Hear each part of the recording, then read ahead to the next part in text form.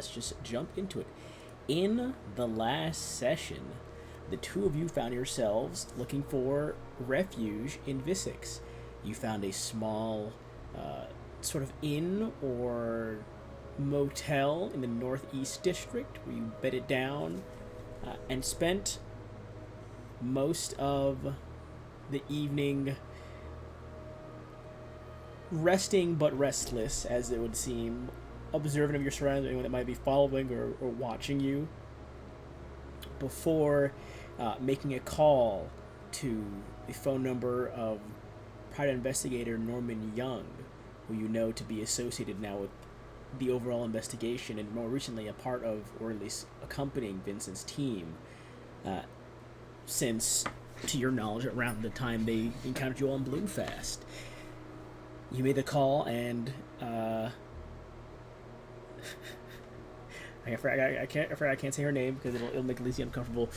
Received a pickup, not from Norman but from his partner or former partner and complicated situationship, Miss Howard, the librarian slash former secretary of Norman, who told you all that Norman sent a message to her, an encrypted message or an encoded message to her, telling her to look for you all because you might be in danger and she might be the only help that you guys have in the city.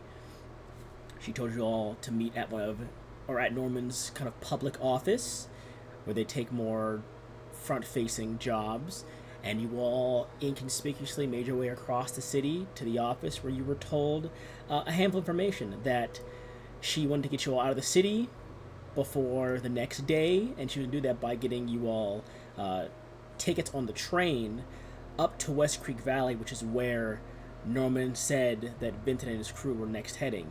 However, she said that Norman also wanted you all to get some more cards to play against Wesley and anyone else involved in the conspiracy by way of finding access to either information pertaining to Wesley and his investigation or information pertaining to the overall conspiracy that could be used to give you all some leeway or divert attention wholly from you all being incriminated in the situation. You got a lead to one location from Cosmina's brother. It was the address of the old Historical Pictures studio office building, the former sort of HQ or main hub of the project being helmed in the past by Wesley, Juniper, and, to your knowledge, Talim Shea, all of which you have since either gone their separate ways or passed on due to old age and illness, except for Wesley, of course. And while investigating this old studio, you found a locked room that you broke into, searched, and discovered not only a collection of documents in a folder that seemed to be papers detailing Wesley's own research into everything sun worship and the old Salesians' faith and how it connects to new theology, but also another film reel that was marked with a date and a collection of names. One moment here. So sorry about that. My dogs have been feeling a bit ill today. I'm not sure if they ate something bad, so I took Jake outside because he was puking on the floor. Anyways, I'm glad the stream heard that little discussion. Returning back to the recap, my bad, guys. Having found this tape, this information, you all skimmed through the research papers before stowing them away alongside the tape, and you begin to exit back to the taxi you took. Your meter had been running, but not long enough to warrant too much concern. However, we pick up with you two venturing back out the main hall, or back out into the main hall of the studio, and the floor is yours after I change the map, actually.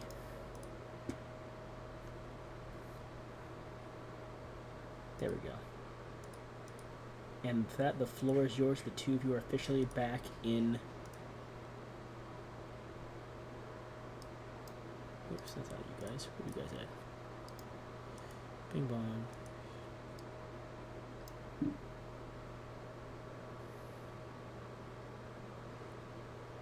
We return now with you all. Right on down here. The floor is yours. You know that you can find Miss Howard at the library, but beyond that, you are aware that,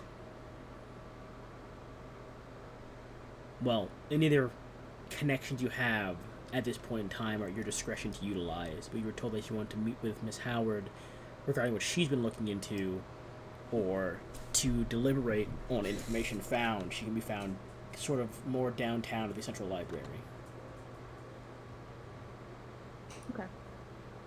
But yes, with that, the floor is yours. The two of you are free to discuss and choose what you'd like to do next. As you will be leaving the city, we're told, probably... Okay, I mean tomorrow, obviously. If I recall, I believe it was tomorrow, if not tonight. But I believe it was tomorrow morning is when she said the train would be leaving for you all. Okay. Okay.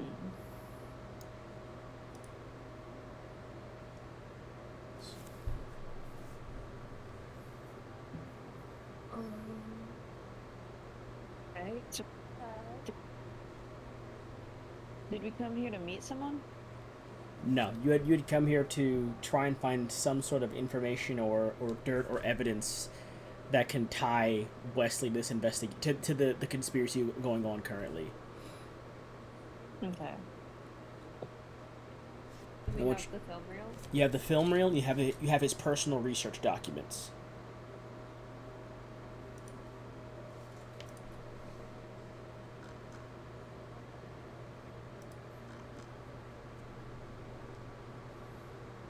Okay. Well, should we find a place for us to look at this film reel? Yes, I think information might be on there. Where would one go to look at a film reel?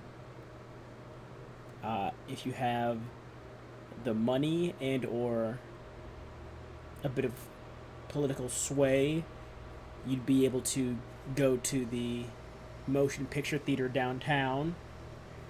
You of course had a home theater installed in your house, but beyond that, you're not too sure. I mean, some private homes have them if they had the money or the inclination to get them. So it really is up to your own discretion as to where you would like to attempt. Can I see if I have any contacts that have one? By all means, just go ahead and roll me a D100.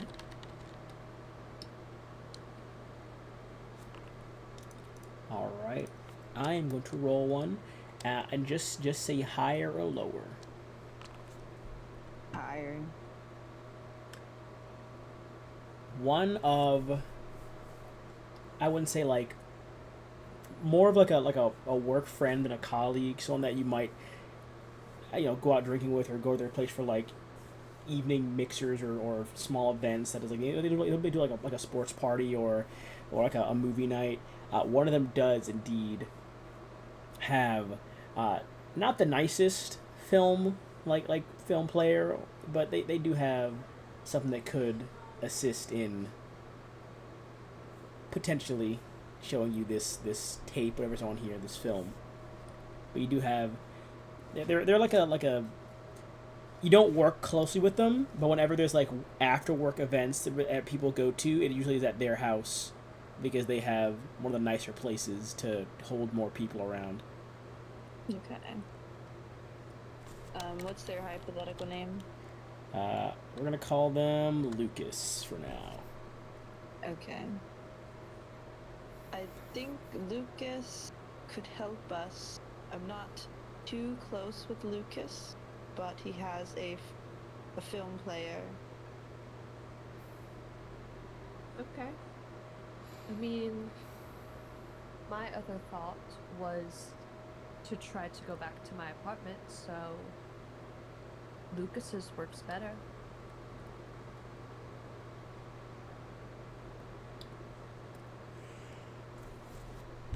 Wait, did the apartment have one?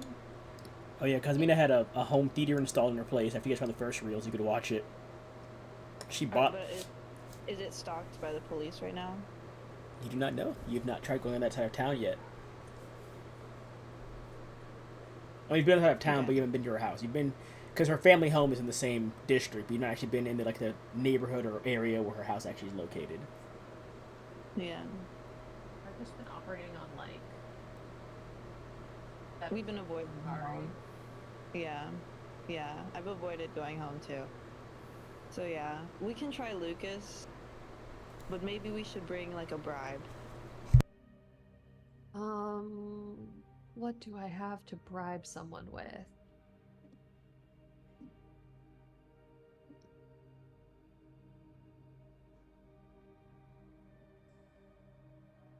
Could we stop by a liquor store or something? Yeah. Okay.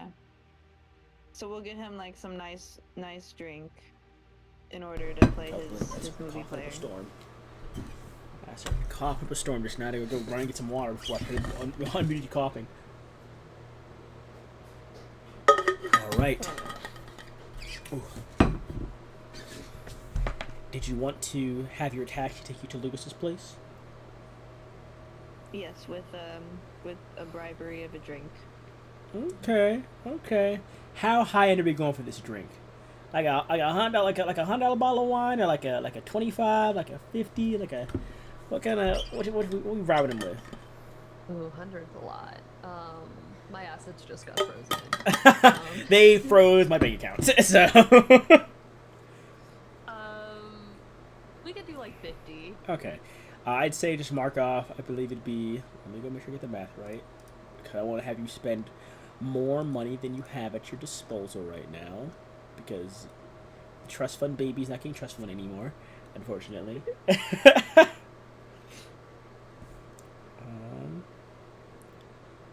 I'd say mark off like 5 cards. Okay.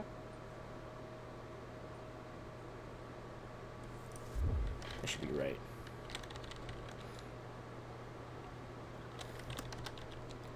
No, not 5 cards. Not 5 cards. Sorry, that was wrong. 3 cards. 3 cards. My bad. 3 cards. Okay. That's closer.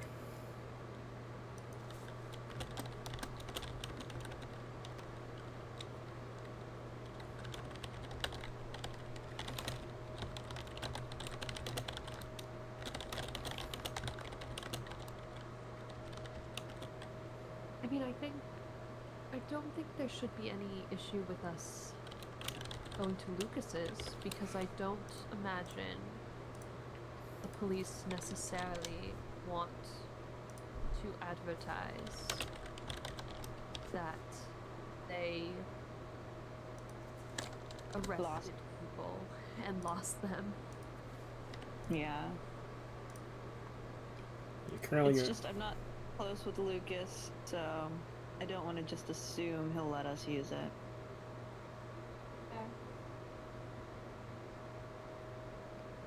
Yeah, I guess we're taking this taxi driver on so many trips today. I mean, we charge us by the hour, so let's see here. He'd probably work close to. Seeing as you live closer there, I assume Luke's will live. I'll say he lives near this park over here, not too far. Say, the driver, since you're still on since you're still within the last hour of the driver's fee, they take you here no problem, no question asked. Very quiet, quick drive. They don't even, when you guys come in here with like the film reel and the paper, they don't ask any questions. They just see you, nod, and start driving off after you give them the next directions. They pull up here and stop, and they go, "Here we are. This is the address I believe you had me looking for. Lovely place." And it's like a very wide second floor flat almost, as opposed to being like a townhouse. It's more like it's just a really wide second story building where the first floor is just the staircase and like probably the laundry or maintenance of the overall structure below it. Mm-hmm. I'm gonna knock at the door. Do. Hello. Lucas? You hear the door. Oh, is that you, Alexandra?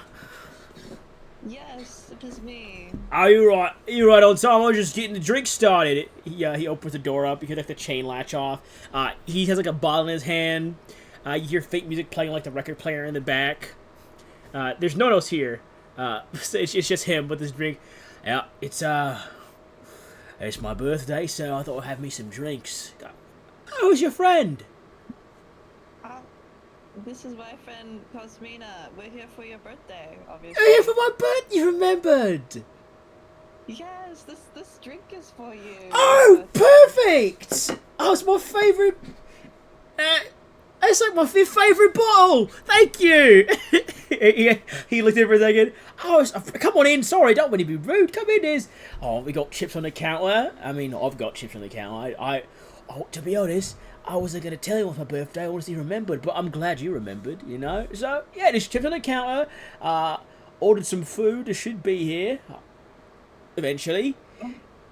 And just playing music. I was going to get the old film player up and play some of the, I managed to get one of the movies from the theatre. I managed to get a copy of one of the movies from the theatre here, so you know I'd see we could watch one of those movies or something. Come in. Nice to meet you, Cosmina. I'm Lucas. I'm Alexandra's friend, co-worker.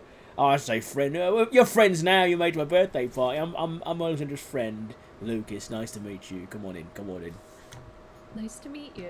And I'll come in. He takes the bottle, puts it on the counter with like the other bottles and glasses there. And yeah, it's a nice place, very open interior, like the living room and kitchen, and like hallway to his bedroom are all in like the same open area, so you can it's very much like an open floor plan in this upper area. It's a very wide room. You see he has currently the like film projector thing is currently affixed to the ceiling, so it can swing down and be pushed back up to get out of the way. It's a very nice place, not like fancy, but it's a very like a much more artsy style home for this particular aesthetic of time period than most other places would be. Okay. Definitely did a lot of his own renovations here, probably. Like, he's definitely done a lot of his own work in this place, you can assume. Right. It's a nice place. Mm-hmm. So you need to help setting up this film? Yeah, please. I'll go get the box with the movie. It just came in. You all make yourself comfortable. I'll be right back. It should just be up in the attic, I think. And he starts walking down the hall. We actually have a film. We can test it first. Oh, sweet! What? yeah, absolutely. He runs over to the thing that pulls the projector down, or the film, the machine down, gets like all the different cables and shit set up, and like runs them down the wall. All right. He looks like a switch, like a latch, opens it up. All right, just pop the film into the side there. Right. And he goes, "You want drinks or food for this? Is it like a long movie? How long is this one? I don't look too long. It looks like a very thin film reel, but It was a gift, actually. I don't know what's on it. oh, I would say at any point in time to roll a check for this guy, but he's just happy people came to his birthday at this point, so he's not. There's no need to roll checks to deceive or persuade him. He's just happy you're here at this point, so he's going along with it. You know, it's a birthday night, whatever happens, or birthday day. Keep in mind, this is like you guys got here like earlier in the afternoon. I have the clock's not right. You guys got here like early in the afternoon. He's been it's at least a bottle done. He's been drinking since like at least an hour ago. He's been drinking or more, and it's not even evening yet. Like he's in it for the long haul today. Let's have a shot before we play the Yeah. Okay. I'll get all the special strong stuff just for this. I actually had this one imported from. Well, it's an import from Eremos.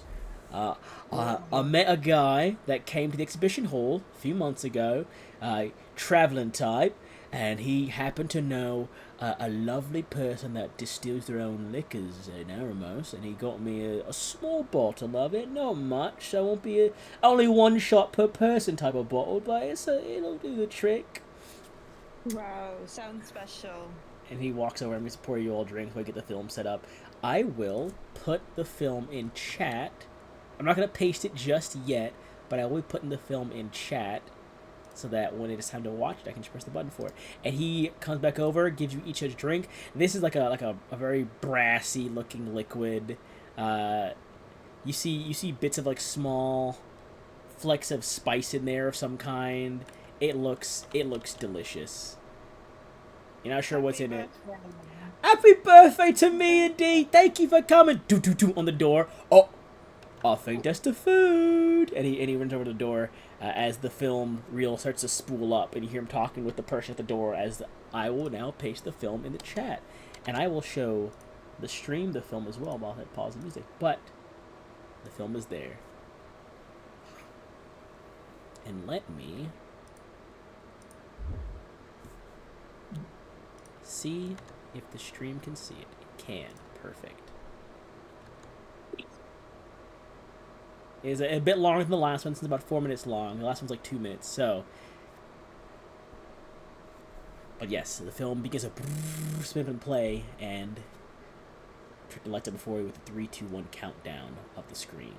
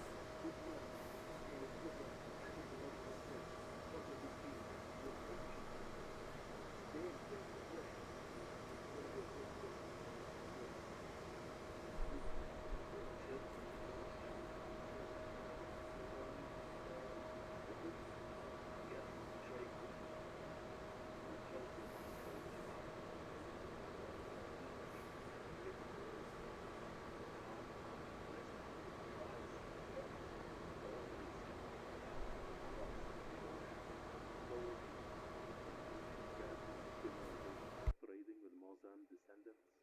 This would predate any known meetings or recorded first contacts between the two continents.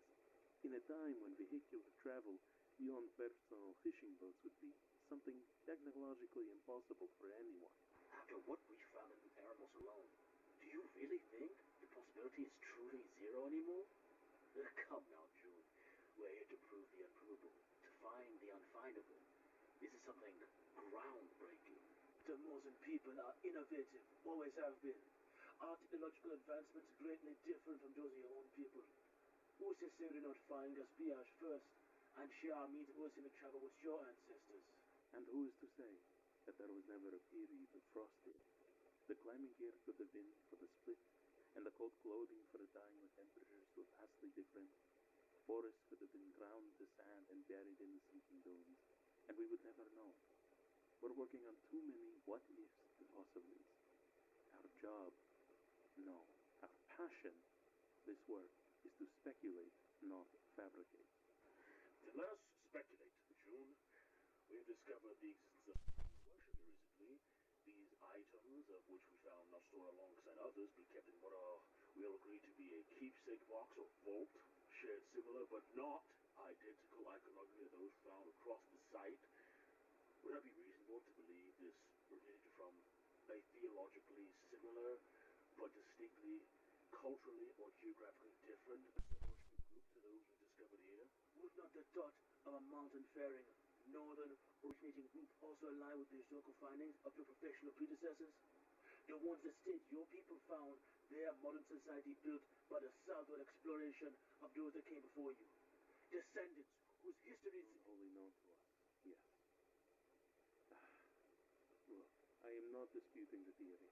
I am disputing the conclusions we could be dangerously leaping to.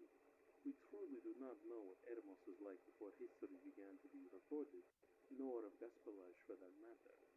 But this connection to scholarship, as you say, may very well be the key to opening that door of understanding. But I say before we delve further into that particular thought chain, that we dig more. History cannot stay buried forever, and if we are to truly change the way we understand our origin, we need to first understand that of our elders. I couldn't agree more, though personally, the idea that we could discover a relatively equally aged Gassian culture would, and does, put a smile on my face. And why is that, Wesley? Does Moore's advancement shake something in your Gassian core? Not quite, Tal. I just owe a lot of people a lot of money if the bet I made turned out to be the wrong one when I get home. A gambler as always. Do you know anything but risk, Wes? Oh? Is there some bets coming for him? He has a habit of playing his hand first and observing his odds last. It tends to bite him in the ass later. Hasn't failed me yet. Because I keep bailing you out. What are you going to do when I'm gone, huh?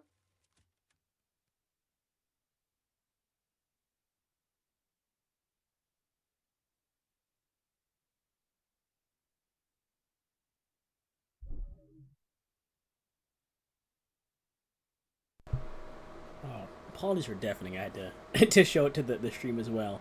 However, the film reel does eventually come to a stop.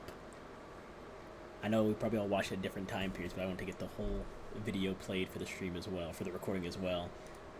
I would like, well, first of all, more importantly, let me check.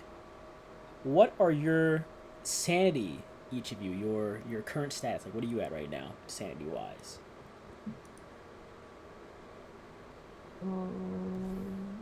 Where do you check that? I believe, let me check, it should be under your conditions and traits tab. Or your interesting conditions tab. Alexandra's saying... I'm disturbed. In that case, Cosmina, and keep in mind, I know it's been a while, but there's an important caveat here when I say this. I would like you to roll me a sanity. Actually, I would like both of you to roll me a sanity check. Yeah. I'm staying with one unchecked. Okay, yeah. Right, keep in mind, I know it's been a while, but there's an important caveat. You are welcome to choose to fail any saving throws that I ask you to make. Unless I tell you to roll one. If I say I would like you to roll one, you're welcome to say no at any point in time. It is a totally valid thing to do. What do you roll for sanity? Oh, sorry, I forgot.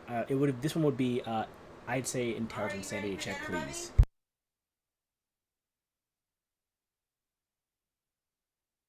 What'd you say? Sorry, an intelligence sanity check, please. Sorry. Okay. I think I'm gonna fail. Okay, mark off one failure, please.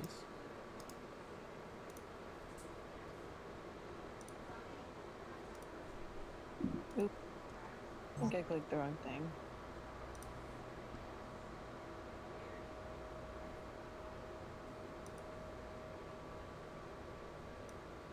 So I roll a...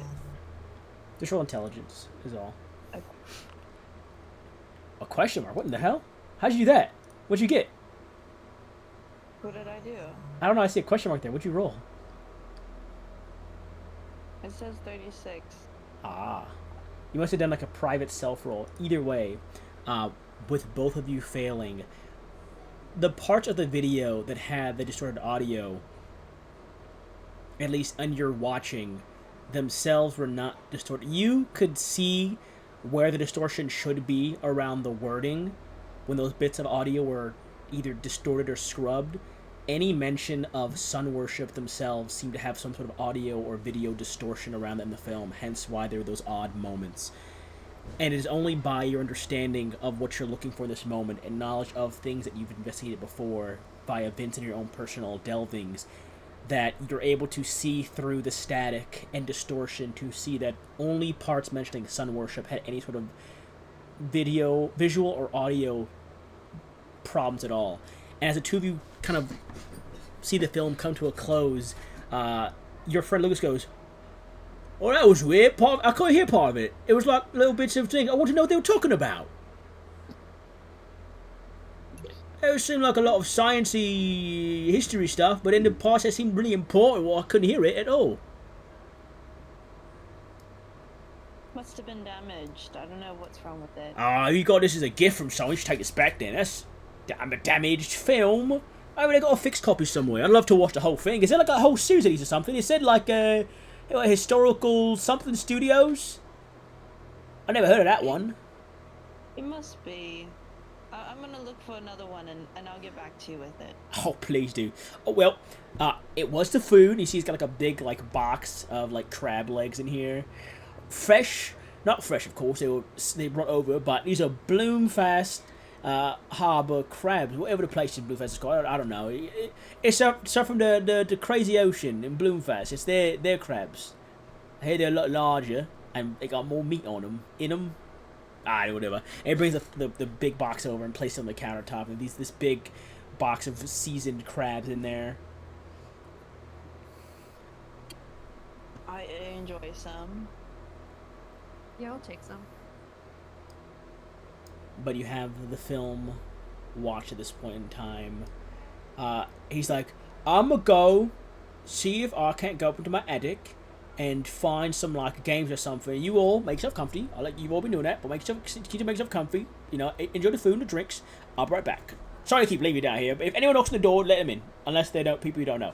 And then he walks off down one of the hallways, and you see him pull up the ladder, like the ladder hatch down and climb upstairs. I talk to Cosmina and I say, we could stay here until it's ready to go and more people get here. Yeah, we can do that. I feel a little bad possibly leaving when he doesn't have anyone here for his birthday. I'm sure more people are coming. We could wait for a crowd. Okay. How long until more people arrive at the party? Let's find out. You guys are playing games, eating food, having drinks for about 4 hours before someone else shows up. 4 hours. Which is about the time people get off work anyways. I remember, this is like the middle of the week. He's been drinking like all day in the middle of the week. So, like I think 1 or 2 people are going to show up around like 5 to 6 o'clock. You know, a few people are going to walk in. It's like, oh, come on in. We've been having plenty of drinks. You know, people see you out there like, oh my gosh, Alexander's been, you know, where have you been? Haven't seen you at work in a long time. You know, how you doing? You know, like they'll catching up with you. They introduce themselves with Cosmina. And yeah, it's like a bit tipsy, but we're good. The Mosin drink you all took shots of was very good. It was like a cinnamon, like scotch or whiskey, like a cinnamon whiskey of some kind. It was very, very tasty.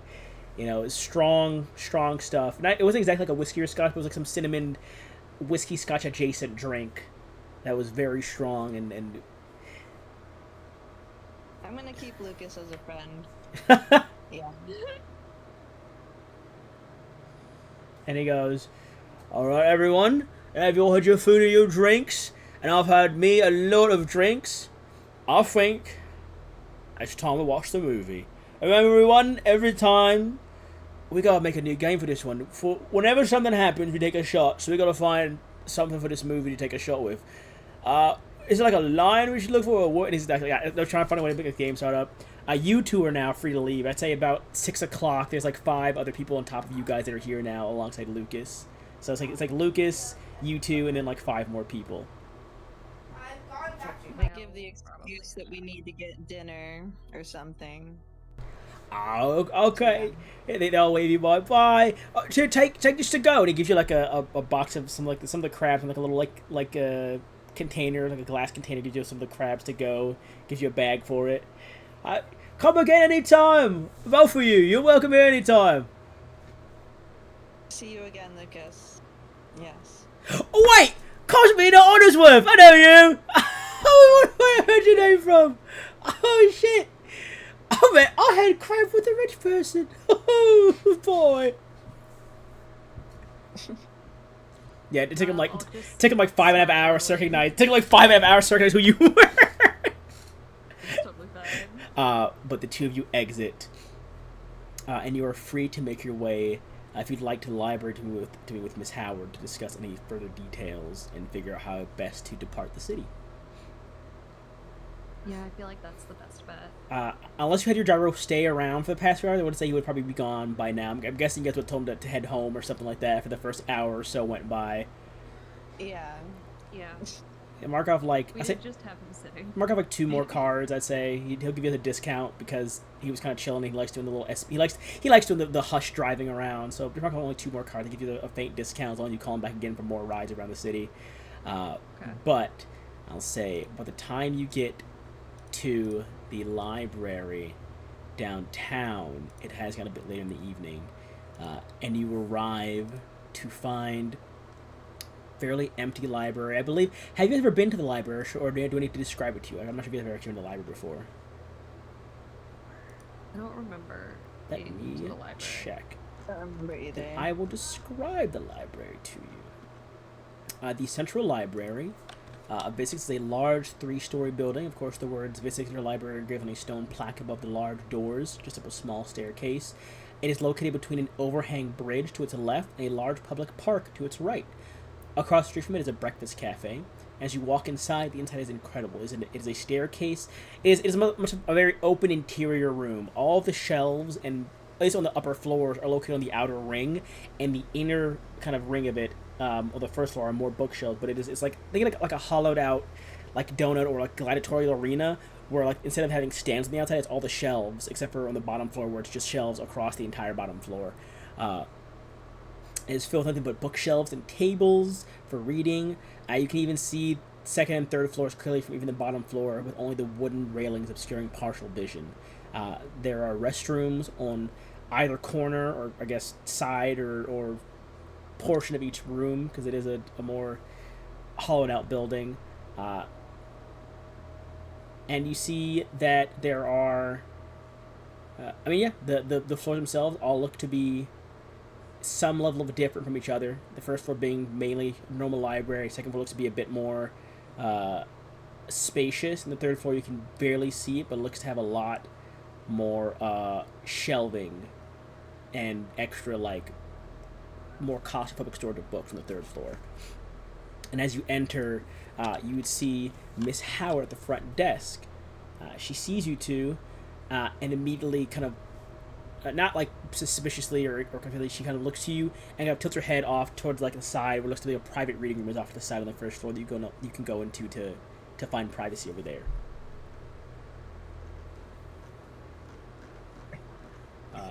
Or of course, if you'd like to walk in the library, you can as well, because she does look like she's in the middle of helping a few people that are checking out books or that have asked her questions. So you're welcome to either explore the library or just wait out in one of the rooms off to the side until she gets there.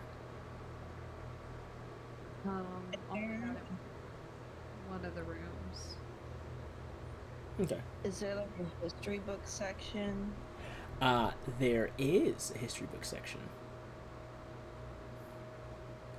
I would say, as you head there, The library card for this city, right? there's no library cards. It is unless you're checking out books, in which case they will take any information, and they will take a small fee for it, like the cost of the book. You're welcome to just walk in and look at any books you'd like at any point in time. Okay. Is there any like history books on like Eremos or Gaspillage, like way back?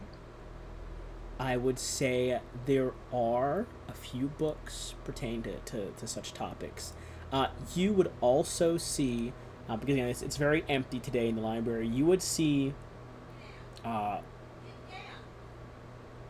the woman briefly mentioned by Yuri on the boat.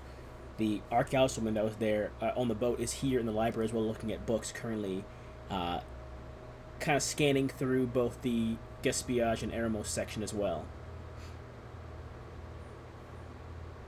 You didn't really speak with her, but you were told by Yuri on the boat that she had an artifact with her, and that he believed her having the artifact is why things in the boat happened in the first place. And then the next day she lost the artifact and nothing else, and everything had calmed down. But she is currently in this place, reading over some bits of information. Looks like in the similar section that you were reading in. I know her name. You do not know her name. Okay, but I just know her through Yuri. Yes, he briefly said he came across her in passing while all the chaos in the boat was ongoing. I approach her and say, I think I know you. She look over to you. She kind of like the slow head turn because she's in the middle of reading. Like the slow head turn to you for a second. She finishes reading this like small paragraph. She goes, "I don't believe I know you though. Where have we met before?" My companion Yuri, we were on this boat back to here, and I believe you might have met him. Her eyes widen and go, "You're in the boat too." Yes, I was. I'm trying to figure out what happened on that boat, seeing if there's any historical accounts of that in Gassian or Mosin history, but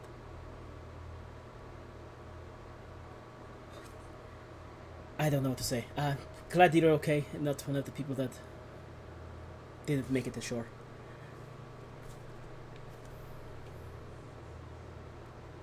It was very weird that night. Yes. The moon and the way people acted. I don't know what to make of it, but something was very off that night. And I was hoping there'd be some reason for it, and I think I'm on the right track, I believe, but you don't want to get caught up in archaeological nonsense like this. I could talk about it for years, or it's my whole passion, it is, so... Yuri told me you had this artifact. I did, yes. Do you think that you found it in any of the texts here? No, not the item, but she looks at you kind of hesitantly for a second, and then kind of you see she brings like just you to follow over to a nearby table that's currently covered in books right now. And it's like a bunch. Like there's like 10 to 20 books, maybe more. Some open, some are off to the side with bookmarks. Some are like stacked in a pile or multiple piles. She brings this new book she's bringing over to this table, and places one down. I didn't find the artifact I was looking for in this that I lost in these books. I didn't lose it. I threw it away. To be honest, I threw it away in the ocean. I thought that might help, and it did. And it doesn't matter at the point. The artifact had a rendition of a carved rendition of a landmass in a storm. I'm not sure where it is, but I think I know where I need to go next to figure out possibly what it might lead to. I'm not sure if this island of the storm is a clue to Mosin history or something, but I'm not a person of spiritualism or theology, but maybe there was some essence of fate that meant for me to find the artifact and lose it, so I'd be driven to find what it connects to. Because there isn't. Do you need any assistance in this research? I don't believe so. I'm just trying to find... Currently, all of my notes are taking me somewhere to a place called... not to it, but around this place called Bloomfast, which I'm told is a... I mean, I know, I've read about it recently. It's an old city here. Some of my notes are telling me to go to look for something around that area, but I'm not sure where to go just yet, so I'm going to keep looking and hopefully find where these next steps will take me.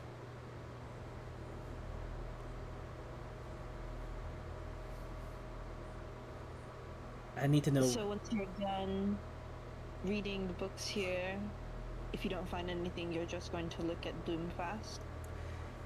Yes, I will be. I mean, I came here to showcase my artifact I found, but then I lost it threw it away in the ocean. So I need to find something else to show for it now, and if I can decipher what the island in the storm meant on that old rendition, I might find perhaps a piece of Mosin society not yet discovered. And that would be well worth losing one stone artifact, in my opinion.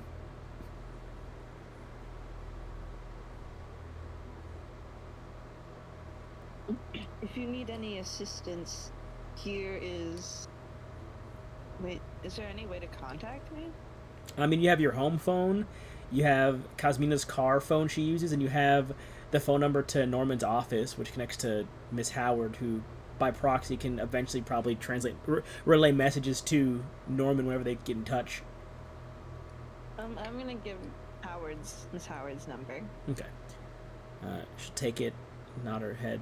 Thank you. And for what it's worth, I don't know if throwing away the artifact saved people's lives, but if it did, I'm glad I did it, and I'm glad that you are not someone that got lost at sea. I'm not good at these kind of things, to be honest. I've been reading books and digging up old houses for my entire life.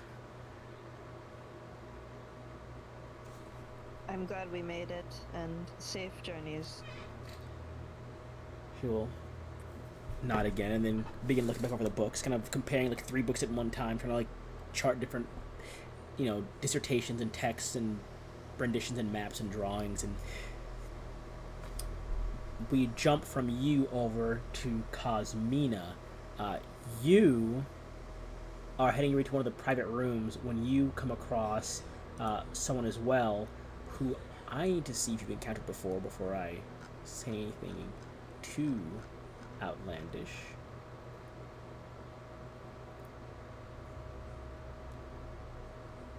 Have you encountered her?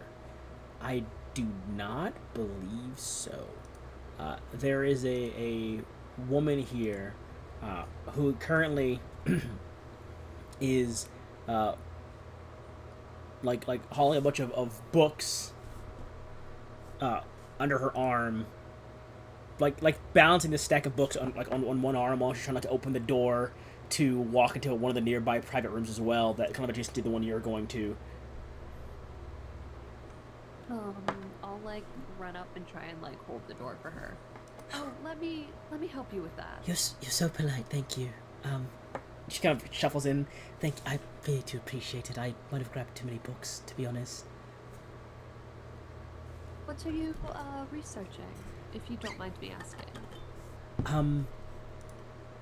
I am, first a professor I'm an explorer for Oxford University. I've been, trying to record, most of the oral Mosin stories into books, and I'm just hoping to truthfully uncover more locations. To go into more depth, I'm aware from not really texts, but from the many things I have discerned and analyzed from different nomadic groups, that there was some sort of great loss of culture and society in the past of Eremos, but I'm not sure exactly what it was yet. And if I can decipher what happened to this once almost united city of people, I believe might have been, then perhaps I can uncover the truth of the original Mosin tradition and civilization. I believe much of their stories and traditions are fragments that are passed down from a previous civilization. So all these books are just different recorded accounts of Mosin history from either other historians or even my own works from school. I'm trying to put together like essentially a big proposal or document of some kind to really just piece things together. Because I'm certain that there was some great loss of society in the past of Eremos. Their traditions are so similar yet different, it can only be believed that perhaps at some point in time it was a differing perspective of comprehension for theology and the sciences and philosophy, and not just an entirely different upbringing, is what my belief is. And so I'm trying to figure things out. But thank you again. And she kind of finishes holding the door open and begins to walk the rest of her way into the room. I didn't mean to talk your ear off. I'm going to go read these now, but if you're interested in any of this stuff, I'll be at the university doing a few lectures this week. Yeah, of course. What's your name? Oh, yeah, I'm Ileana Sanderson. I'll put her name in chat. And I forgot to put the name of the person you talked to in chat as well. The person you talked to, I'll put it in chat as well. But first, let me do this one. Ileana Sanderson. So you're talking to Shar. You spoke Lizzie. I'll put her name in chat as well. Here we go. Mariz Nasia is who you spoke to, Lizzie. Thank you. Ileana is an explorer. Actually, I'll do this way. I'll do this way. Ileana Sanderson, explorer.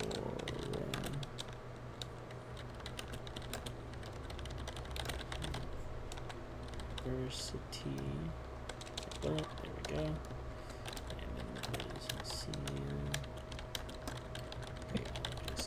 You're not sure what particular field of archaeology Mariz focuses on, Alexandra, but you do know she's an archaeologist of some kind. Mm-hmm. But those are who they are and their their professions, to your knowledge. But you make your way into the private room, or Cosmina. Do you find the books you're looking for in this section after the brief kind of side tangent? Conversation. Okay, you find one of the books you're looking for on overall history. Is there anything particular you're looking for in history, or looking for more global history, looking for more world history, or world history, or more continental history, or city history? Are we looking for more particular? Like environmental and like artifact. Okay, one moment here. Environmental and artifacts.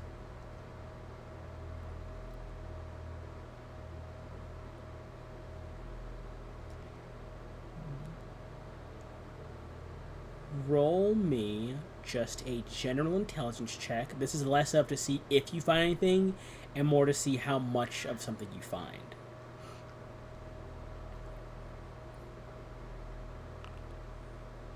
Huh. 18.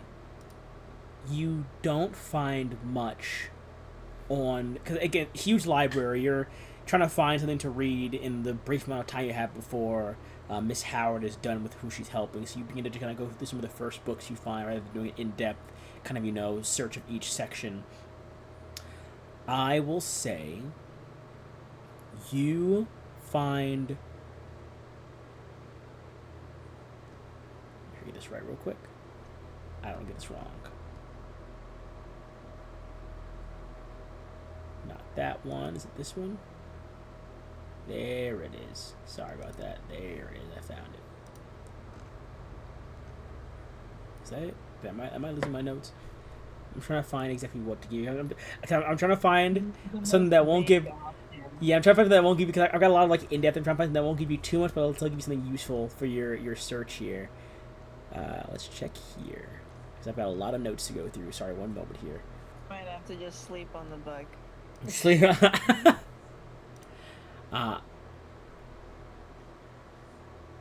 Artifacts. You know what? Sure. Why not? Okay, I know what I'll give you. Let me scroll here real quick so I can get this right. I know what I'll give you. Fuck it, we ball.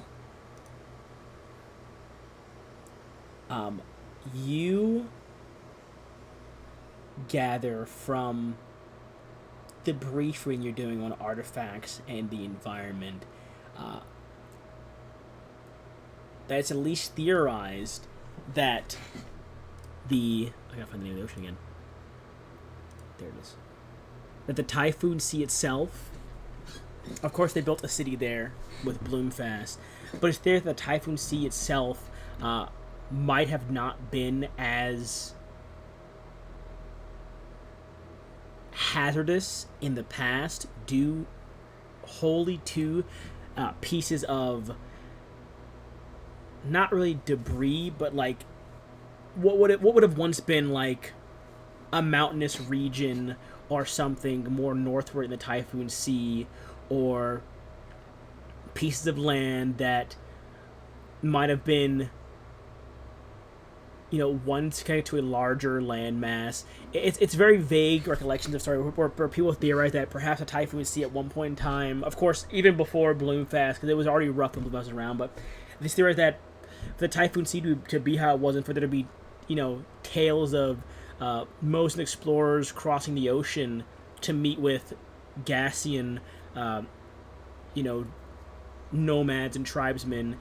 Some of the first encounters were on the western coast of Gaspiage as a whole, which means they would have had to sail across the Typhoon Sea long in the past at some point in time to have ever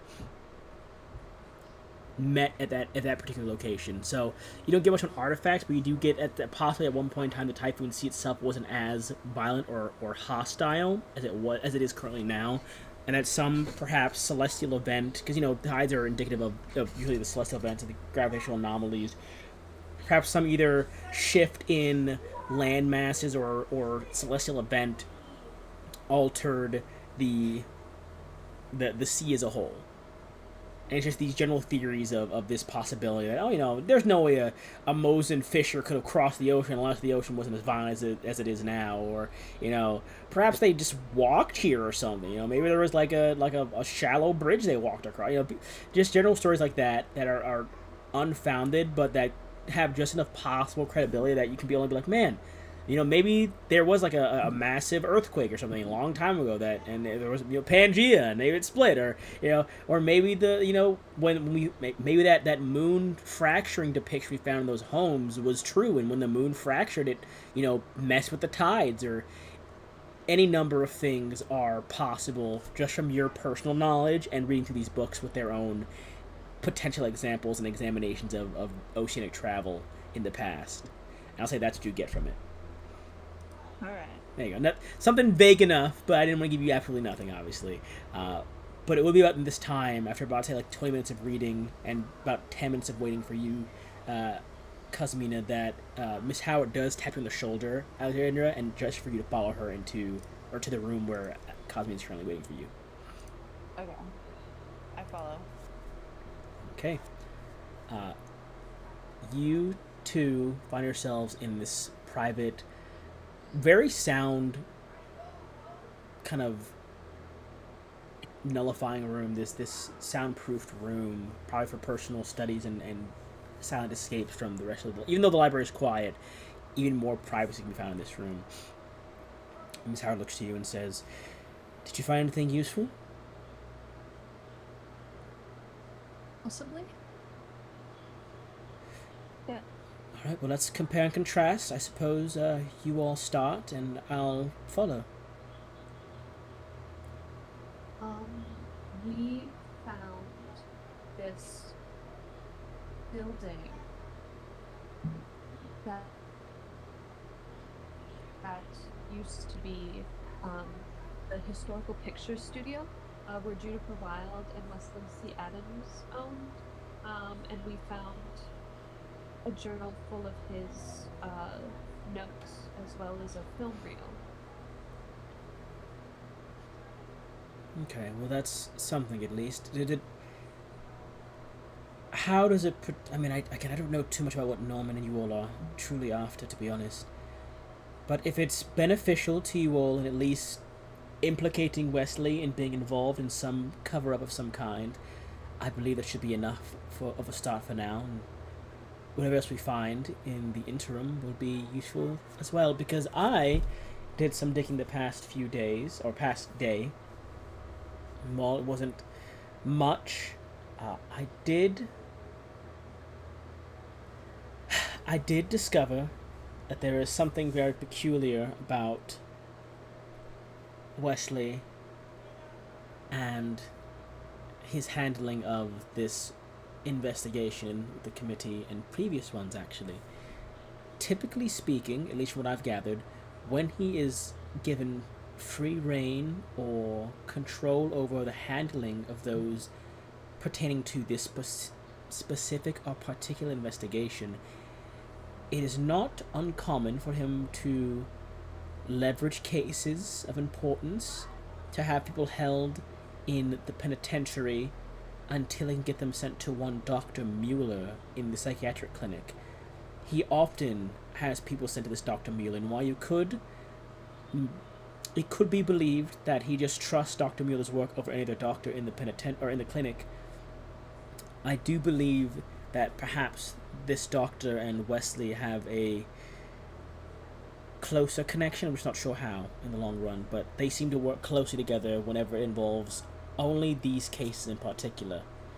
And I did find only one case where this did not happen, and it involved a thief by the name of Josiah Ems, who made a very public mess of things involving similar. He was involved, to my knowledge, with the robbery of the carts months ago. And because of the mess a robbery at the gallery months ago, and because of the mess he made and the more violent, aggressive nature of his actions, it involved the interlock being involved and having him sent to Stone Glass, while the other thief linked to him, or linked to Josiah and this case, Marcus Weber, was sent to the penitentiary and to my knowledge still remains there. So if you can find some connection between whatever you found at the studio and this Dr. Mueller and or Wesley and their holding of people as it pertains to any case surrounding, I guess, this Vincent person, then perhaps we'll have a starting ground to build up our own case to leverage against Wesley and his associates. At least my thoughts on things. But hold on to the tape you found, or the film you found, and the documents you have, and share them with Vincent and Norman whenever you find them, because, and she kind of reaches into like her side satchel, pulls out 2 tickets for a train called the Mr. Red, and goes, "The train departs tomorrow morning." It's called the Mr. Red. It is the westbound train up to West Creek Valley. If you want to sleep at the office of Norman I gave you before, you're welcome to do so. You might be able to find yourselves disguises that fit you. But for the time being, your name will be... I will let you two fully pick the fake names the two of you want to use for this, as long as they're believable names. I'll let you guys go crazy with the believable names, but for sake of it, she tells you what the names are, but I'll let you guys pick the names, of course, but she tells you what the names are, and has the tickets written in those names currently for the train. These tickets and documents will give you full coverage to West Creek on the train, the Mr. Red, and from there you'll be on your own again. I'm not sure what assets will be at your disposal in West Creek, or if Norman and Vincent and the rest of them are waiting for you there, or if they just expect you to find them once you get there, but this is as far as I go on my end.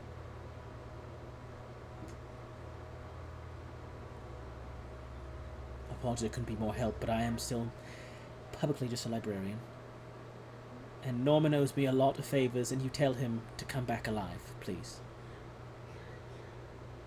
If you see him.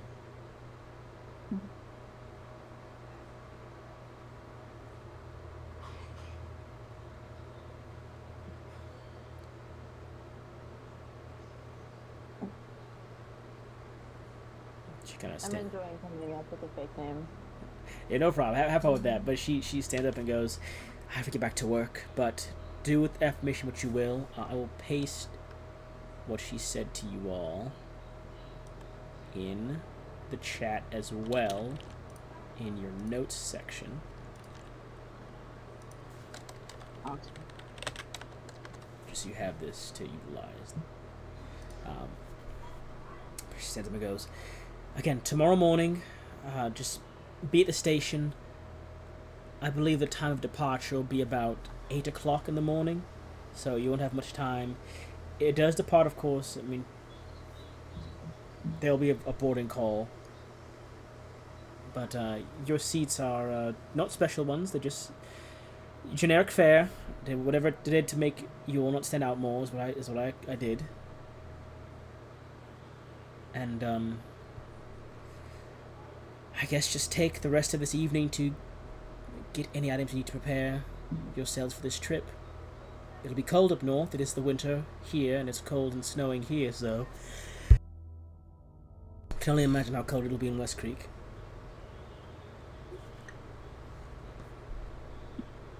I'm gonna buy stuff. But yep, she will exit the booth.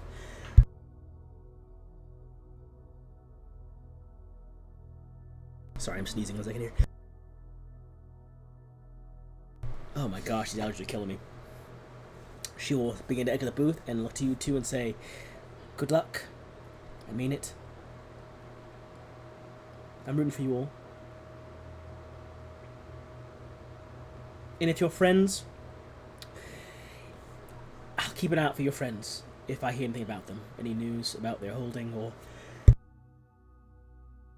if they're the ones that escaped or not. I'll be sure to let you know. If you aren't gone by the time I find anything out, of course.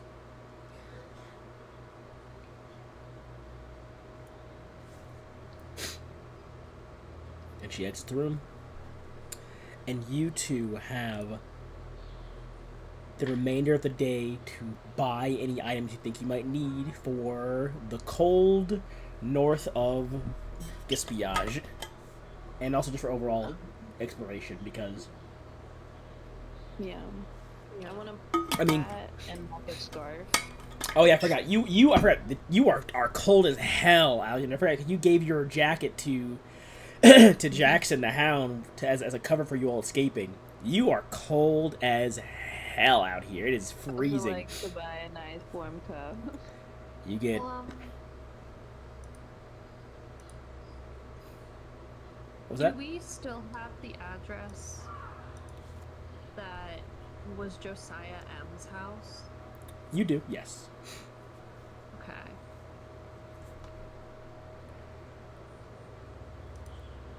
That's a crazy callback. You guys haven't been there in a long time. Well, I was like, that name sounds so familiar. And And I was like, looking through my notes, and I was like, that's why. Because it was, we went there.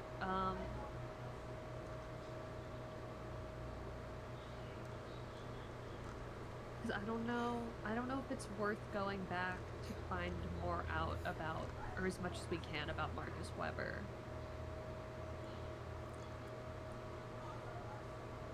yeah, Christian, you don't...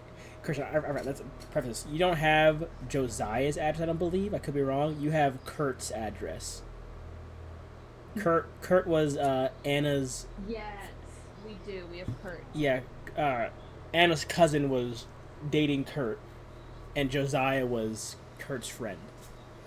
And you now know that the three of them were all in... Kurt, Josiah, and Marks were all part of the same sort of like thief team, robber team, whatever you want to call them, criminal team of the three of them. Yeah.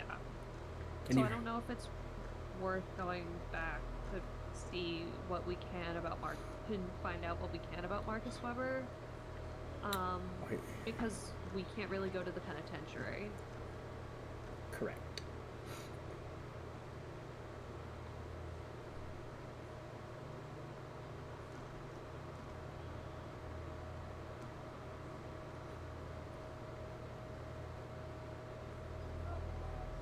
However, How much does the hat and stuff cost? I'd say just mark off like 2 cards for a nice hat and coat. Okay. Of course, you can buy things in Westwick. Westwick Valley is by no means like a small town. It is a moderate-sized city. It's a very northern-centric one, but so you'd have to get to there and be cold the whole way up there if you didn't buy a coat here. So you don't have to buy everything here in Visix. You're welcome to buy things in Westwick as well. It's just anything you want to buy before you got into the north, you should buy here. Would my briefcase full of inconspicuous clothing also include a jacket? Not a thick coat. Your dad probably got... I assume your dad probably got you a lot of things for like walking around Visix, and maybe some like clothes for like coastal areas, but he didn't get you anything for the north. I mean, I'd say maybe a scarf and like a light jacket, not a coat though, but like a light jacket. Okay. Because you were also given these clothes. You're given these clothes like back into the late, like summer, of the year. Yeah. I'll buy a coat too. Okay, if you're just buying the coat by itself, just mark off 1 card. Okay. But 9 p.m. I'll say the evening comes to the two of you after purchasing and saying your goodbyes to Miss Howard. The two of you find yourselves. Where would you like to go? Actually, you are given the opportunity to stay at Norman's office to sleep, if you would like, and also to give you a chance to get a few more changes of clothes. I feel like Norman's office is going to be nicer than like the motel that we'll stay at. Okay.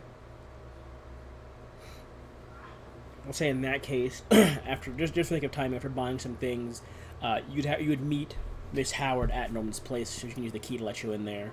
As she'll be staying there as well, just to make sure you guys are safe there for the evening. But you are let in there, and an evening of rest comes to you. And by the time the two of you awaken, Miss Howard's already gone, leaving a card on the desk saying, "Just lock the door from the inside before you leave." With a little good luck 4-leaf clover drawing on there.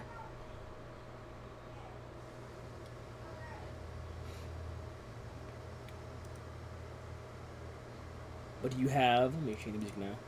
It's not doing the creepy conspiracy anymore.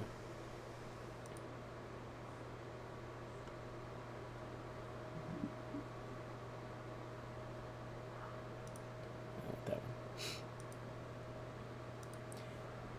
However, you awaken early in the morning. Unlike a motel, there's no food or breakfast here. There is a coffee machine that Norman probably has, and like a few like chocolate or granola bars in like a drawer.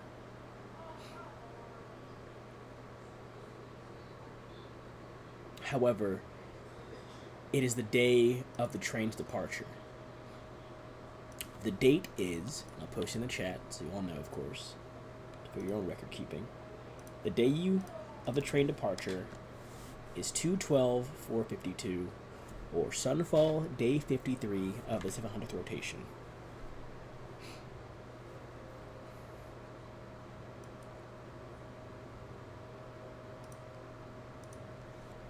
But the two of you awaken bright and early. The day has just begun for almost the entire city at this point in time. You know where to head to next, West Creek Valley. Vincent, and hopefully, if the information that Miss Howard gave is possibly any level of correct, your companions should all be either located or heading in the northern city.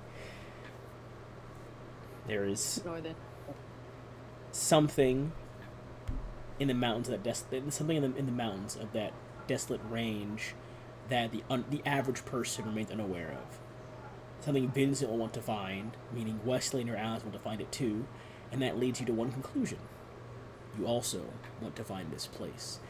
And so you spent the last day packing, preparing, hunting for more information, and you find yourself awakening as ready as you can be. You have your tickets. You have your vague disguises to match the... Because, of course, your descriptions on these IDs, these fake IDs you're given, and these tickets that she gave you, because you're not the tickets, you're also given like fake IDs to use as well. They look just close up to your normal selves, but with like a different hair color, or hairstyle, or eye color, or blemishes, and there are plenty of like makeup and cosmetic kits in Norman's office to adjust yourself to match these descriptions, which of course I'll have you roll for at a later date whenever your disguises come under scrutiny. However,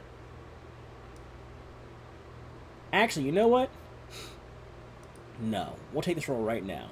I would like both of you, this is an option, you can either roll charisma, intelligence, or... Alright. Let me add that to your inventory, add that you have a fake ID with the name Bacardium on there, and add that you have a train ticket for the Mr. Red. But I'd like both of you to roll me a charisma, intelligence, or wisdom check for your disguises. And since you have proper attire, Alexandra, one of your class features, you get an extra D10 to blend in with proper attire, so you can roll your check with an extra D10 bonus as well, Lizzie. Okay. And of course, roll a intelligence or what? Intelligence, wisdom, or charisma, your choice. Okay. And you're welcome to use your will pool for this as well if you'd like, however many you want. Because this will be how well your disguise holds up for almost your entire journey to the north, which will be at least a few days. What is my roll? Right, oh, no. I mean, extra D10. Intelligence, wisdom, or charisma, right? Yes. These are bad rolls today. 20. Oh, it's gonna be a rough one. That's a 108. What? Sorry, a 108. Yeah. You know, Alexander, I will say, because of how well Cosmina's disguise is. I mean, I'll say for this, your disguise will not hold up under intense scrutiny, but by nature of your class as it is already, as long as you have on the proper clothes that you fit in, it'll be easier to hide yourself in the crowd. Like if someone wants to pick you out of the crowd, they might, and they know who they're looking for.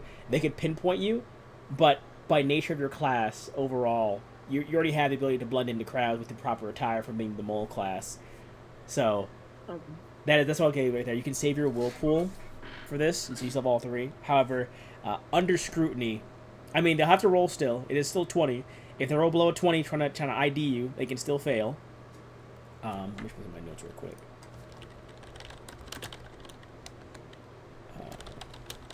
I'll use one of my will pull.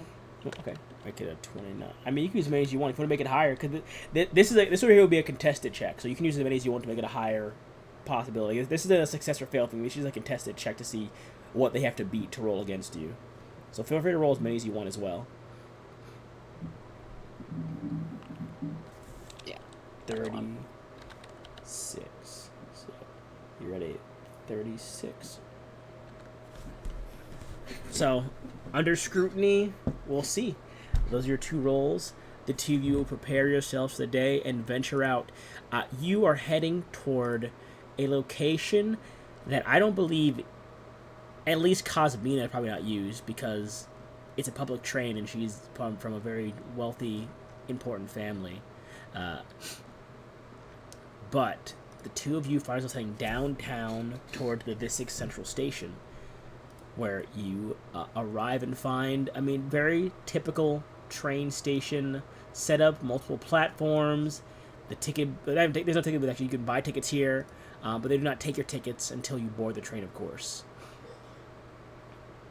But you arrive at this date with time to spare earlier in the morning. You get to the Mr. Red train, which, as they've implied, there is a large number. All the carts are a deep crimson kind of painted polish. Some of it has scuffs and scrapes or bits of wear and tear to some use. But you arrive and wait patiently outside for the doors to open.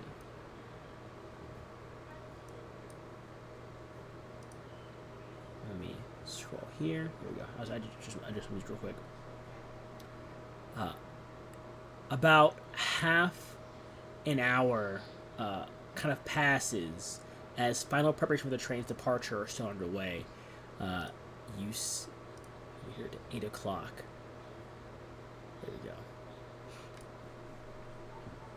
Out of the corner of both of your eyes, you catch a pair of PSO security specialists kind of making their way down the platform, just walking generally in your direction right now.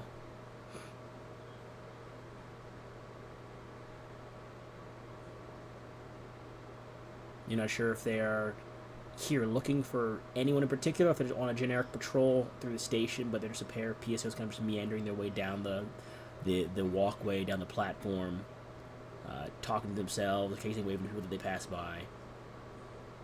We're in a crowd? Yes, you are in a fairly large crowd. Okay. The train itself, the trains themselves do hold a decent number of people.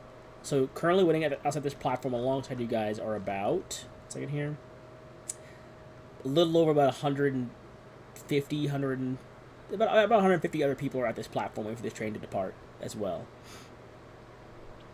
So it is very much a large crowd here. Wink, wink, for you to blend into amongst these people here. I act casual. Yeah, the pair of PSOs get closer, about 25, 30 yards or so. And as they're about to reach you, the doors to the train open, and the staff begin to walk out, kind of putting their bodies between passengers and the interior, and you hear one of them yell out, Please enter only when everyone in your company is prepared. Once the car is full, the exterior doors will shut. And begin to wave people on board. The PSOs themselves simply just pass the two of you by and continue walking on the platform, paying no mind to most of the crowd here. But you did blend in well, so you, at least Alexander, can blend into the crowd as they begin to filter onto the train. And the two of you find yourselves on one of the cars. Which car would you like to board? There are 8 cars total. Each car can hold about 25 people. There are 8 cars total. Which would you like to... Oh, sorry. There are... Correction. 8 cars. There are 6 cars total, because one is a locomotive. No, I was right. 8 cars total, not including the locomotive and the storage car in the back. What's the difference between them? Nothing really. It's just where you want to be in the train. In the back, in the middle, in the front. Do we want to do middle? Yeah. Okay, so like car... Okay. What, like car 4? Car 5? Yeah. Okay. Just so I know. Car... Which one do you want to do? Which one do you want? 4 or 5? Let's just pick. We're going to do 4 or 5. 4. Okay. Car 4. This will be important later on. For when I have the Navy SEALs rappel through the windows and start... I'm kidding. But you finally board the train, car 4, and not long after, the loud whistle of the train screeches through the air. The interior is climate controlled. There's a lovely, moderate warmth compared to the relative chill of the outside air in Visix. Yet you know, of course, based on your clothing and your preparations, where you're going next will be far colder than even it is here. After roughly, I'd say another... Oops, there we go. We had like 20 minutes or so of people generally, or let's say, 15, 20 minutes or so of people generally boarding the train in different cars. All the doors are shut. The train begins to move, huffing down the tracks slowly. General knowledge, there are phones in the cars that can be used to contact the locomotive or get in touch with some of the other staff around there. They're interior train phones exclusively, but they allow you to call the locomotive or to call the kind of staff assistance line on this train. Are there bathrooms? Yes. This is a long distance train. Additionally, while you are in these... Think very much like the... everyone's here seen the Sherlock Holmes, A Game of Shadows, right? Have you ever seen that one? Is that just me who's seen that? Oh, it seems like an older Victorian, not Victorian, but older train. While you all have seats you stay in these cars as well, so it'd be like, how do I explain this? I'm trying to figure out what best to explain the train situation here. There are sleeping rooms that accompany each seat. So you have your seat, and then you have a private, very small cabin room where your leg goes under one bed, and it's like a very tight knit, close, cramped bed, against the wall of the train. So it's like seats are on one half of your sitting area, table in front of you. On the opposite half of your table is the small door to your private bunk bedroom, where you also have, where you can sit yourself in there and sleep. Yeah.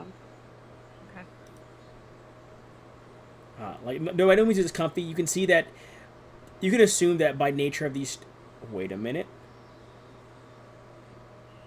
I was wrong. That's the rich people train. Sorry, you guys are on the normal train. My bad.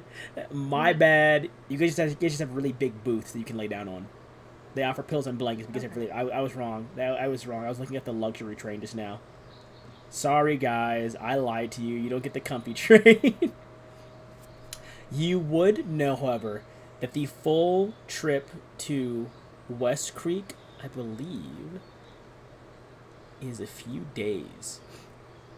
However, the journey out of Visix begins. And after about 40 minutes...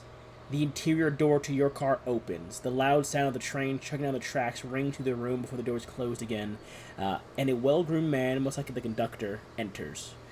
He looks at you all, pulls up a small like ticket punch and a pocket watch, looks at it, and goes, "I am Conductor Hitch. Ticket and identification, please. Hold them out." And he begins to stroll down the lanes, kind of look at like the ID, look at the ticket, look at the face, punch the ticket, and then keep walking. So I'm going to have him roll. That's not easy. /R. Okay. Okay. And that. And that. Alright. He begins to walk by the booth. Eventually comes to your booth and goes, "Ladies, tickets, identification, please." I'll bring mine out and hand it to him. He'll look at yours. Look at you, Cosmina. Look at the ID. Look at the ticket. Chunk. "Welcome aboard, Miss Brooks." Look at you, Alexandra. Look at your ID. Look at your face. Look at this ticket. And go, "Quite a peculiar name. I suppose your fan made the most of it." And he, "Welcome aboard the train, Miss Rum."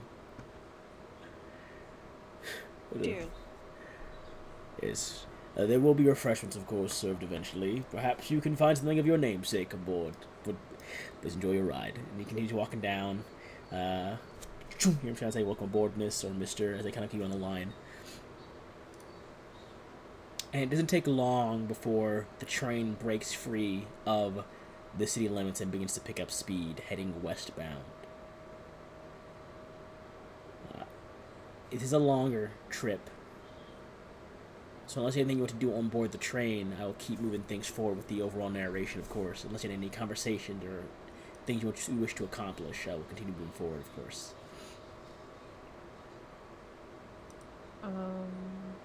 I don't think so.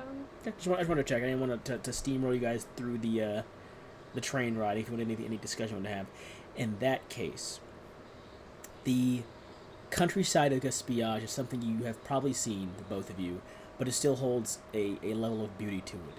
The frost and snow-covered plains, the herds of wildlife, the ice-capped mountains looming in the distant, vaguely concealed by mist and fog. It's just something serene, almost ethereal about the entirety of Gaspillage's outer city. Being out of the city in Gaspillage in the winter has like a sort of mystique to it. The rhythmic clattering of wheels down tracks, huffing of the engine, and reserved conversation bring a sort of unforeseen bliss and comfort that you have not had the luxury of enjoying in months since it all began. Let me pull you all actually out of this map officially, because you're not in the city anymore, and put you back on the world map.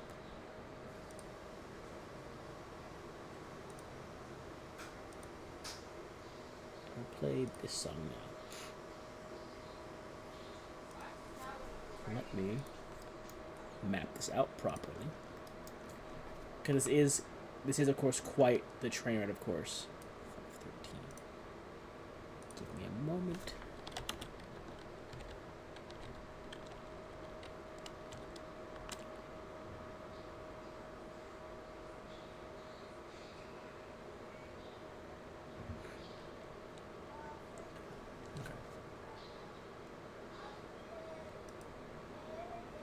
Oh man, I forgot how fucking trains are fast, huh?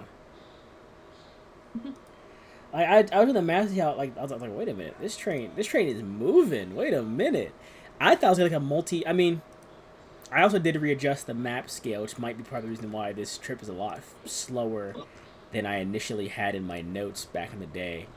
But damn, this train moving. Let's see, at 45 miles an hour. Yeah, 45 miles an hour, going about, how far is that? I'm making sure I get this right. It is right, correct? Yeah, about 525 miles. It's about a 12-hour trip. Nice. I'm not all the way to West Creek, but 12 hours pass, and you notice the passing, or you notice the Yeah, you notice that the passing blur of the world begins to slow, the train huffing diminishing, the faint screech of metal brakes, and the flash of sparks from mechanism grinding to stop, kind of beginning to permeate the car. When the train eventually does come to a stop,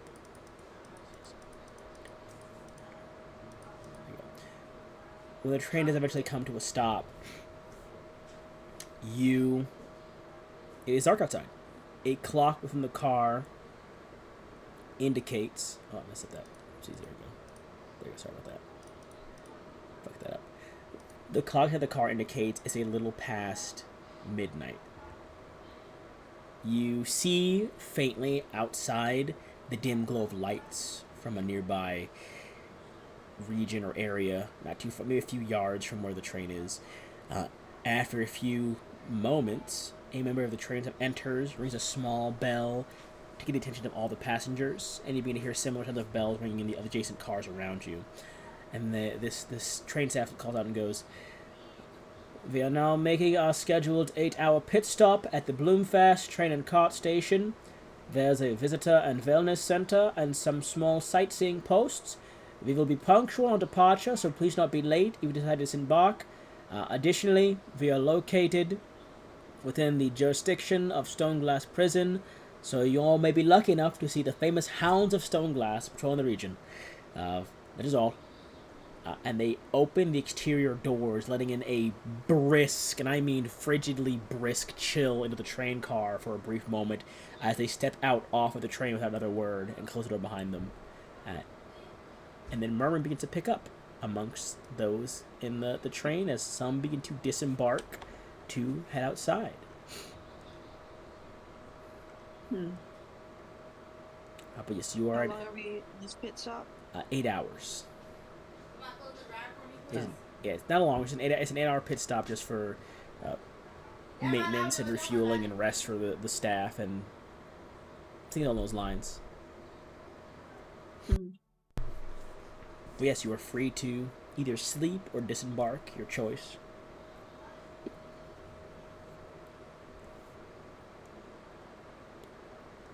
We're here for 8 hours? Yes, indeed. Okay.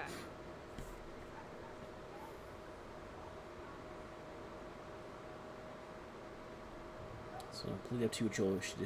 If you wish to remain on the train, you're welcome to. If you wish to go to the Visitor and Wellness Center to get food or snacks or sightsee, as I said before, you're welcome to that as well. But you'll be here for 8 hours, and they only ask that you return on time because they'll be leaving at exactly departure time, essentially.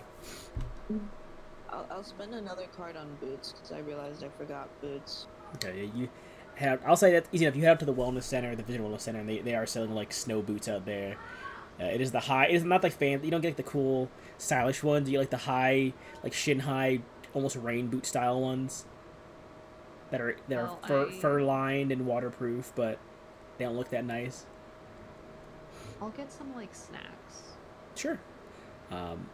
I'll say as the first hour of waiting begins, both of you heading over to the Wellness and Visitor Center notice that something very interesting. There are carts coming and going from the station here. People are disembarking with their bags. And being picked up or driving to go elsewhere as if their journey has come to a conclusion here, while others seem to be arriving either via a transport cart or by other vehicles and are arriving to board the train for the remainder of this journey. It looks like this station works as both a pit stop for the train, but also a sort of middle ground for those that live closer to this area or wish to journey from this area elsewhere. And I will say, Shar, roll me a D100, please. Okay.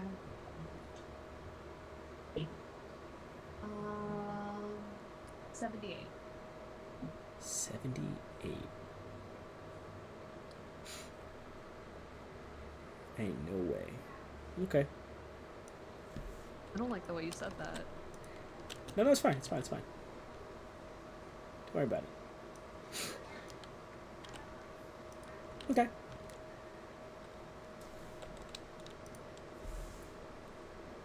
Okay. No, don't worry. Okay. But you get snacks, I'll say mark off 1 card for some snacks, like decent snacks and food. You Alexander, mark off 1 card for your boots. These are, of course, water and snowproof. They will keep your feet warm, which is very important, actually, as you guys are now going to an actual winter, similar to how you were in the dunes of Eremos and had to have enough water, you dehydrate. There is a thing in this game for extreme cold as well, which is very important that you get warm clothing, because I'll actually tell you what that particular condition does if you are cold. Here it is, hypothermia. Yep, if you do not remain warm or moderately warm every hour you're in the cold, any stamina you expend is essentially tripled, and your stamina drops by 5 for every hour you're not warm. If your stamina reduces to 0 and you don't seek warmth after an hour of it going to 0, you die from freezing to death. Yikes. Yep. And overall, it's just bad. It halves your speed, requires 2 times the stamina to move through being cold, and if you remain cold, it starts to take an even heavier toll until you freeze and die. So, the fact you have warm clothing was a good idea, because as you're up here, because I will show it, hang on, let me see. I've had the group here this whole time, I got things now, because you guys are up here now. As you are this close to the mountains, and I mean, you're not even like the coldest points of Spears, of course, are beyond the mountain range, kind of somewhere up here. You can surmise, but even just being this close to the mountains where you are here, it is bordering on, like, you want to say, like, high teens, mid 20s, even at this point in time. Like, as soon as you step outside, it was just cold air hitting you. Your scarf being pulled over both of your faces and your hats being pulled down are, like... I mean, we just got out of the winter here in the DMV, so we know what it's like to be in, like, 20s and teens. So, like, it's just... Imagine just being, like, 2 weeks ago. Like, it is cold here. Once you gather your supplies...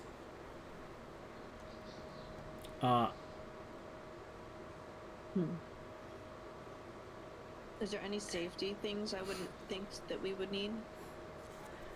Safety? Perhaps... Maybe Do you need a flare? What?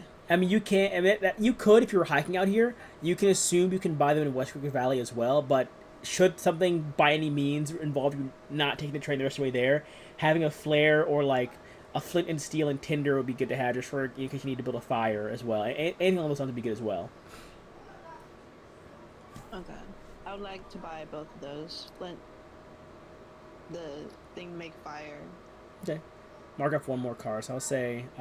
you're buying... How many flares are you buying? How many flares are you buying as well? There, you can buy... Just 2. How much is 2 flares? I got you. 1 second here. And are you buying a handheld? I'm sure you're buying a handheld one. Or are you buying one that you can shoot from a flare gun? Are you buying a flare gun too, or just the flares, like the handheld ones you can carry? The handhelds. Okay. That'll run you 2 cards per handheld flare, and for the 1, 2, 1, 2. tinder and flint and steel, let me go find that.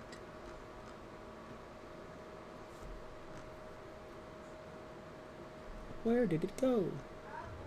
I'd say mark off another 1 card for flint and steel and tinder in the same bundle. Okay.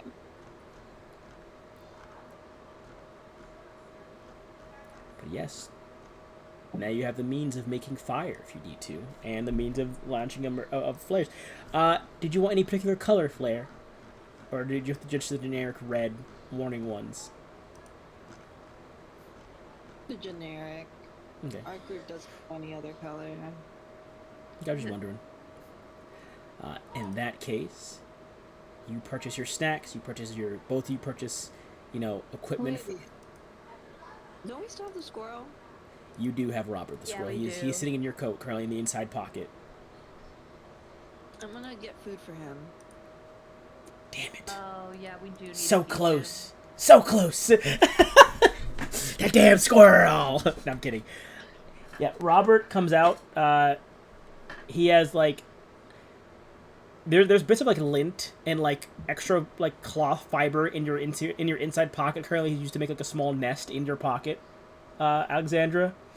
You're not sure where he got the cloth from or the fiber or anything like that, but he's currently setting up a small like roost or nest in your pocket when it's cold. Perfect. Also, getting him some food is no cost for that. You can get like a bag of like, you know, sunflower seeds or something alongside other snacks. Yeah, it's fine. Yeah. Simple enough. He's a squirrel. He won't need to eat that much food. I mean, you know, it's enough to keep him alive until you get to like a bigger city, of course. Okay. However, the hours of waiting come and go with little to nothing happening. It is a very calm 8-hour wait, and you find yourselves departing about 8 o'clock in the morning. After the 8 hours go by, the train whistle blows. All those in the surrounding area who are waiting for the train begin to board once again. The conductor shouts from the locomotive through a speaking horn, "All aboard!" And people begin to climb back inside alongside you all. It takes about a quarter of an hour before everyone is believed to be inside and seated once again. A member of the staff waits to close the door before ringing the small bell and speaking to the room. They call out to you all as everyone gets on board. Because after everyone's already on board, the train begins to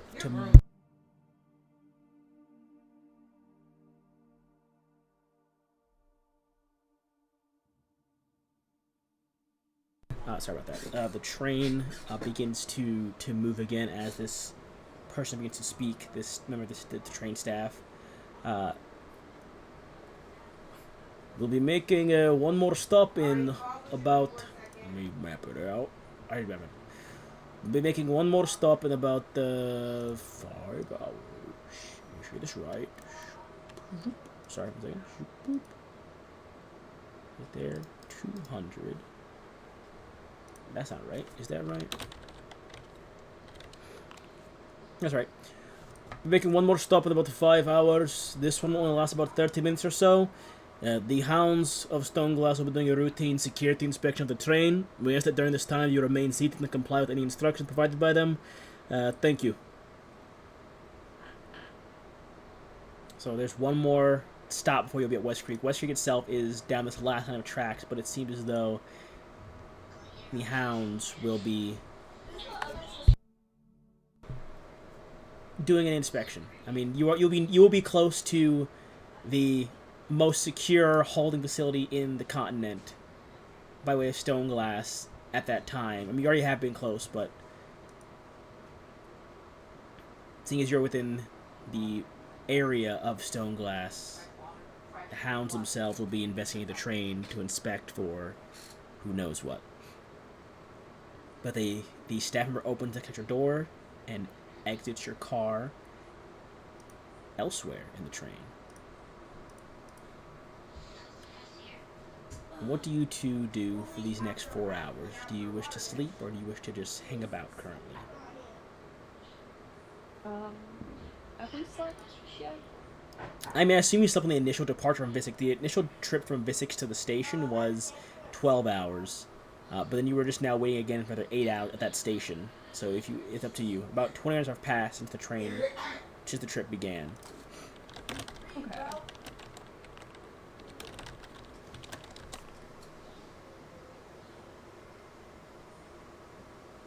I'm okay with getting some rest. Let's sleep. Shar, 1 or 2. Pick a number. 1 or 2. 2. Okay. Get some sleep, you said?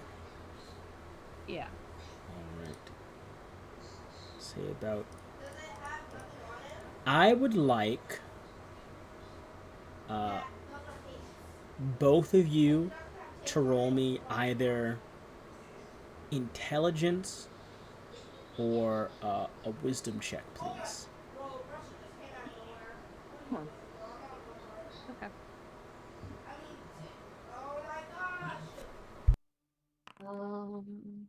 My rolls are terrible today.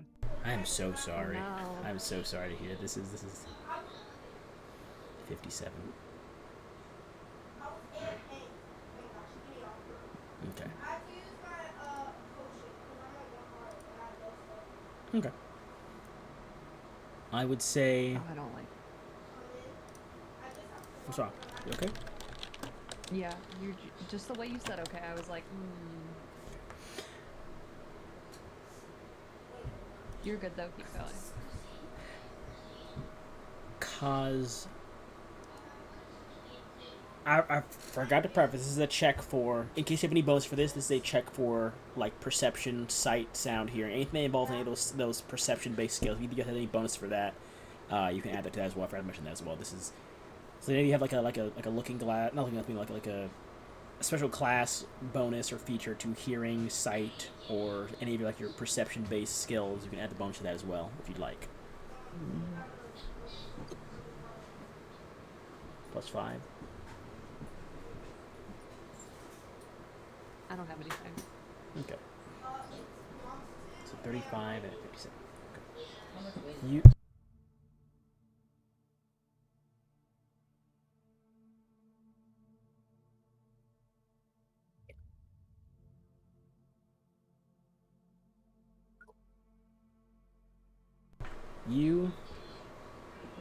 find. I hope you're walking in there. You find yourself, Cosmina, awakening 2 fresh glasses of water. You didn't hear anyone walk by, being assumed that they brought over fresh bits of water to your kind of area for everyone to sip on while you've been riding on this. And you only presume that that was the check if you woke up or not. You did wake up seeing someone walking away from your table after the glasses were set down.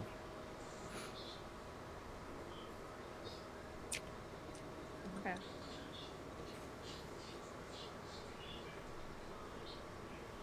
Yeah, there's water and some light snackage there that's been left behind. These small packaged like bread, like cheesy bread snacks, or not actually, these small like, packaged like bread snacks, and these glasses of water have been placed. After a bit, you can assume this is probably the breakfast they're offering today, at least this early on, since it's only going to be a brief time before everyone's awake again. It's kind of like a light early morning thing.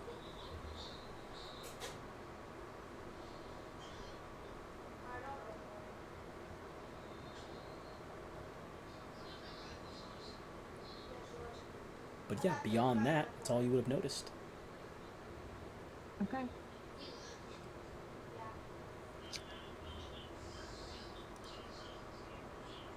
Do you return to sleep, or do you stay up to eat it all for the remainder of these next 5 hours?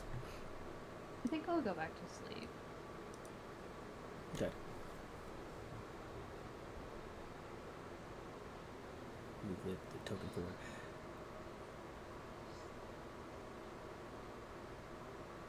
Yeah. Alexandra. What is your constitution score right now?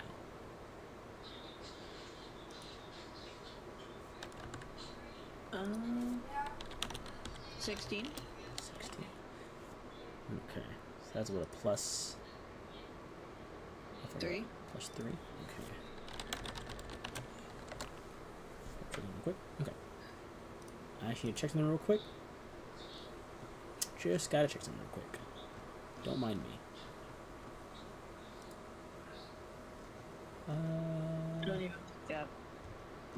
Don't worry, that's fine. You're fine. You're fine. 15.